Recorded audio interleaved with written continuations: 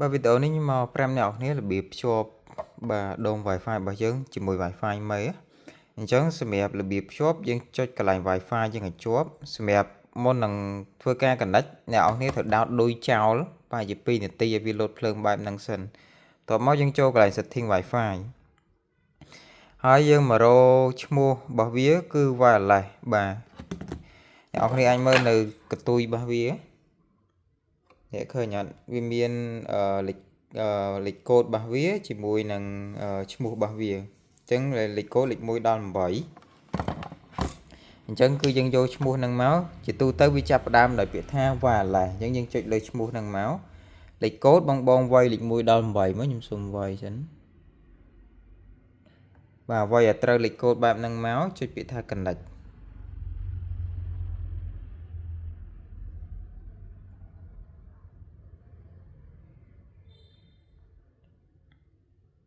បន្ទាប់ពីភ្ជាប់ Wi-Fi ជាប់ហើយយើងអាចមើលកន្លែងនេះមួយទៀតបានយើងអាចវាយចូលលើ ID របស់វានេះឃើញអត់ 192.168.11.1 IP របស់វាហ្នឹងអញ្ចឹងយើងចូលទៅកម្មវិធី search internet មកបាទកម្មវិធីមួយណាក៏បានដែរ Chrome Safari អីហ្នឹងបាទចុចកន្លែង search យើងវាយតាមហ្នឹងមកអញ្ចឹងវាយតាម 192.168.11.1 មកវាចេញមកបែបហ្នឹងហើយបន្ទាប់មកហើយអ្នកនរគ្នាត្រូវភ្ជាប់តាមអីគេជា router mode ជា AP mode ឬក៏ repeater mode repeater mode ហ្នឹងគឺយើងភ្ជាប់ដោយអត់ខ្សែយើងមិនបាច់ដោតខ្សែចូលដុំនេះទេឲ្យវា connect ជាមួយ Wi-Fi មេយើងដោយអត់ខ្សែអញ្ចឹងយើងចុចឲ្យចុងគេនេះពាក្យថា repeater mode បន្ទាប់មកវាធ្វើការ search internet search ជាមួយ Wi-Fi ផ្ទះរបស់យើងហើយអញ្ចឹងឧទាហរណ៍ថាផ្ទះអ្នកនរគ្នា Wi-Fi ឈ្មោះអីចុចនៅលើឈ្មោះ Wi-Fi ផ្ទះយើងអញ្ចឹងមកបន្ទាប់មកដល់កន្លែងនេះគឺយើងដាក់លេខកូដ Wi-Fi ផ្ទះយើងបន្ទាប់មកបាទពេលយើងដាក់ Wi-Fi ផ្ទះយើងអញ្ចឹងបែបហ្នឹងហើយអ្នកនរគ្នាអាចបាទមកដល់កន្លែងនេះ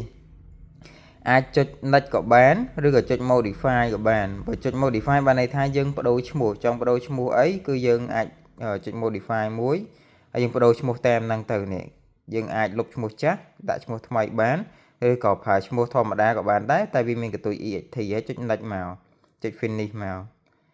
ហើយអ្នកនរគ្នាចាំប្រហែលជា2នាទីទៅគឺ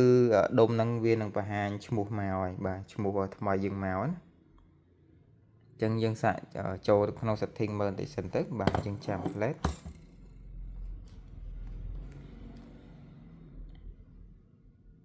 បាទនេះអញ្ចឹងឈ្មោះវាមកនេះបាទឈ្មោះដើមបាទខាងពួកខ្ញុំគឺ headphone Cambodia បន្ទាប់មកឈ្មោះដុំនេះគឺមានកន្ទុយ EXT នេះឃើញអត់នេះយើងចុចលើនឹងមួយមក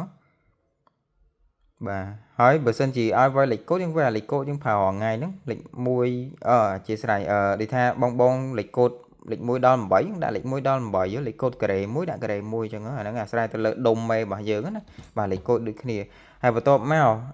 អ្នកនរគ្នាចង់យកដុំនេះទៅដាក់កតុបណាផ្សេងគឺអត់ត្រូវការconnect ម្ដងទៀតទេបើន័យថាយើង connect តែម្ដងហើយទោះអ្នកនរគ្នាដោតឌុយភ្លើងចេញអញ្ចឹងក៏ដោយហើយនៅពេលអ្នកនរគ្នាដោតឌុយភ្លើងចូលទៅលើក្រោយគឺវានឹងស្គាល់អូតូហើយ